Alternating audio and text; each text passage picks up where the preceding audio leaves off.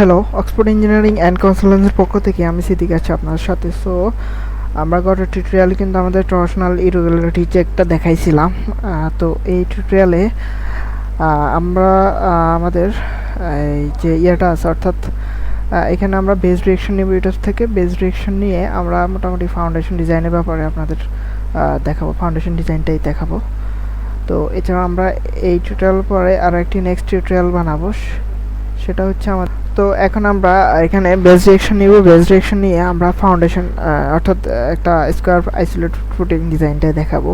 এছাড়া আমরা নেক্সট আর একটা মডেলের কাজ দেখাবো। ওটার মধ্যে আমরা একদমই আরও কিছু আমাদের চেক আছে, অর্থাৎ স্টোরি ডিপ চেক আমাদের সফট স্টোরি চেক, এই দুইটা ল্যাটারাল ডিসপ্লেসমেন্ট চেক, আরও তিনটা চেক আছে। ওগুলো আমরা আমাদের শেয়ার ওয়াল ডিজাইন অর্থাৎ শেয়ার ওয়াল সহ অর্থাৎ 5 স্টোরি আরেকটা বিল্ডিং ডিজাইন করব। ওটার মধ্যে ওই চেকগুলো সহ ইনক্লুডেড থাকবে এবং ওটাতে আমরা টর্শনাল ইরেগুলারিটি বিল্ডিংটা ফেল করলে কীভাবে পাস করাতে হয় আমরা ডাইনামিক অ্যানালাইসিসের হেল্প প্রয়োজন হলে ডাইনামিক অ্যানালাইসিস করেই সেটা পাস করাবো। তো আমরা এই মডেলটার এখন আমরা বেস ডিরেকশন নেব, তো সেই জন্য আমরা এটা কিন্তু অ্যানালাইজ করা থাকতে হবে আগেই। তো এখন আমরা ডিজাইনে যাব। এখান থেকে concrete frame design, stair design check তো দেওয়া আছে আমার এটা। আচ্ছা, আমি দিয়ে দিই, আবার স্টার ডিজাইন চেকে দিবেন।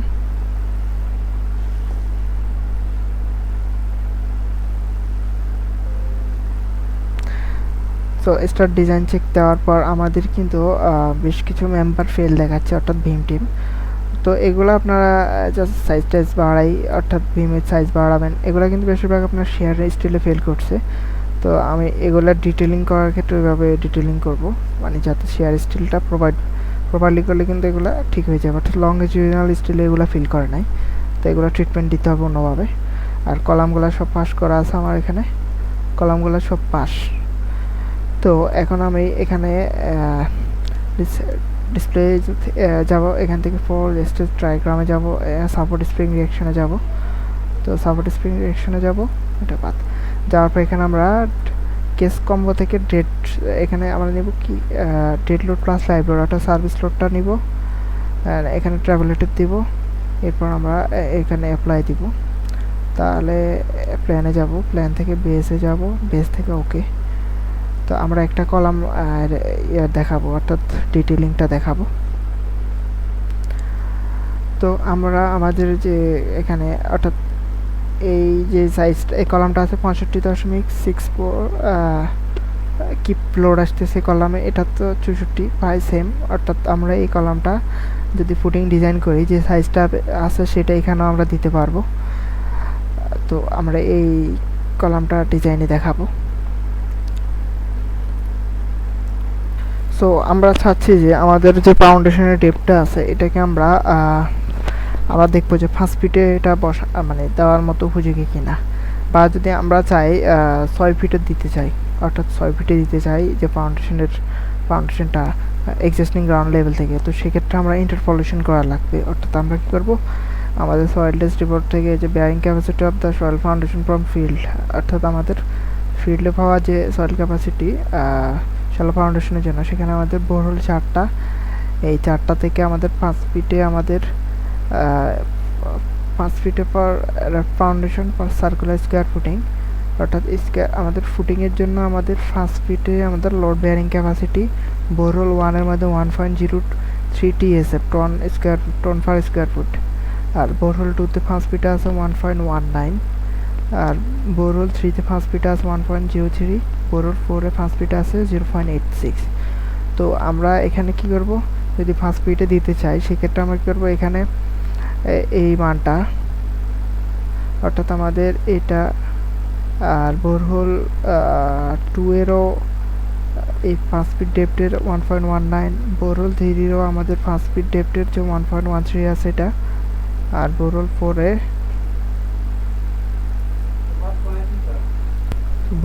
4-এ যেটা ওটা আমাদের 5 ফিট ডেপ্টে দিতে চাইলে 0.86। তো আমরা কী করবো, এখানে সবগুলা অর্থাৎ বোরহোল 1, বোরহোল 2, বোরহোল 3, বোরহোল 4-এর এই 5 ফিট ডেপ্টের যে ভ্যালুগুলো আছে এগুলো সবগুলোতে যোগ করব। যোগ করে সাইড দিয়ে, অর্থাৎ যেহেতু সাইড দিয়ে ভাগ দিলে অ্যাভারেজ একটা মান আসবে।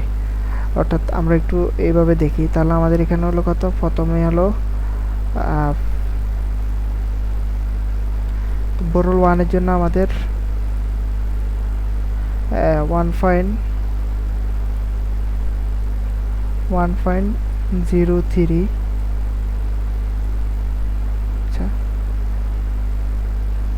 আচ্ছা বোরল 1 এ 1.03 প্লাস বোরল 2 তে আমাদের ফার্স্ট বিট ডেপ্থ 1.19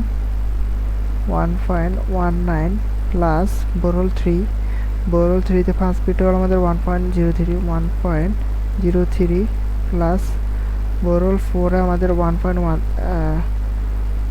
0.86 এখন সবগুলাকে আমরা যোগ করে আমাদের এভারেজ করব। সেজন্য আমাদের 4টা বোরলের জন্য 4 দিয়ে ভাগ দিয়ে আমরা দেখি আমাদের কত আসবে এলো।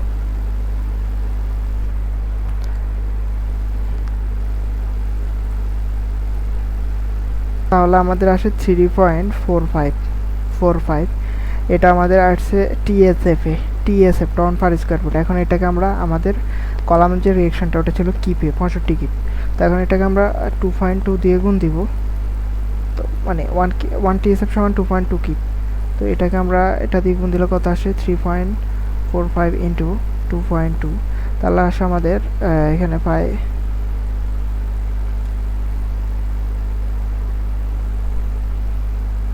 আচ্ছা আমাদের একটু মিস্টেক হয়েছে এখানে দেখি, সরি এখানে আমাদের হবে মিস্টেক হয়েছে ক্যালকুলেশনে।